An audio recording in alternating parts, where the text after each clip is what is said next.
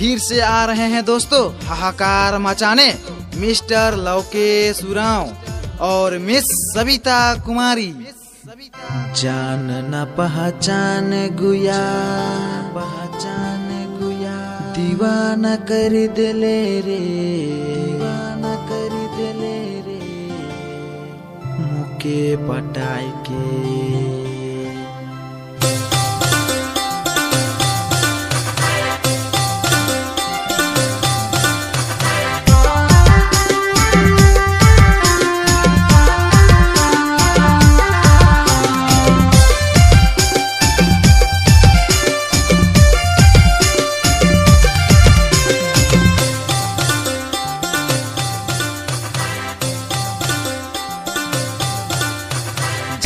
पहचान गुया दीवाना कर दिले रे मुके पटाई के।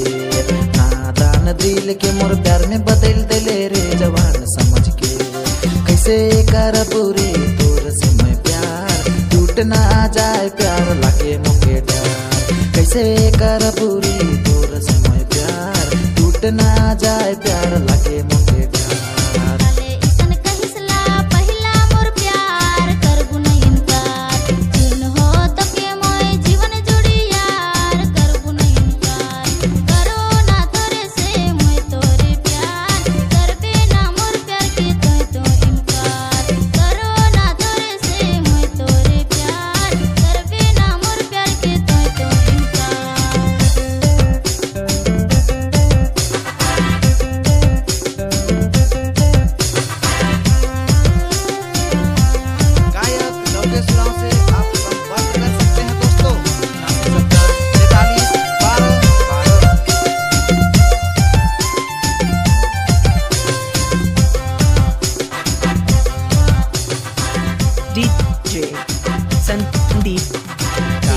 ऐसा न देखी मोके पटाई ले रे सलीम गुया तो कर ले जीत गुया जाबो नहीं मिले रे तोर से दे मोर। कैसे करबू रे तोर से मैं प्यार टूट ना जाए प्यार लागे मोके डर। कैसे करबू रे तोर से मैं प्यार टूट ना जाए प्यार लागे मोके डर।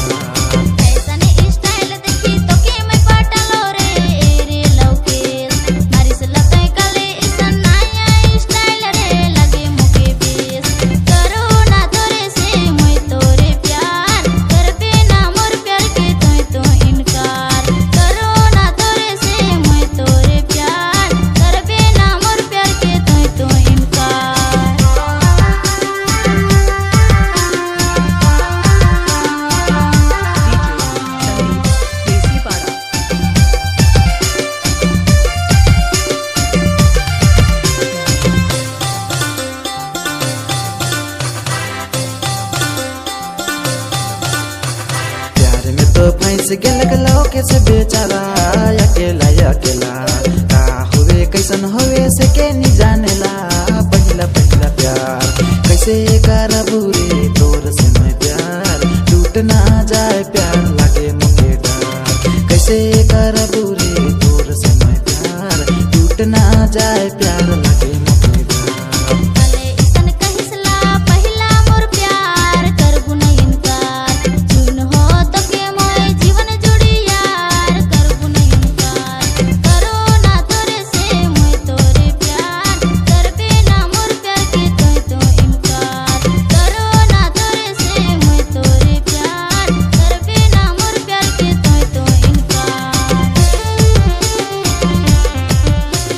DJ Sandeep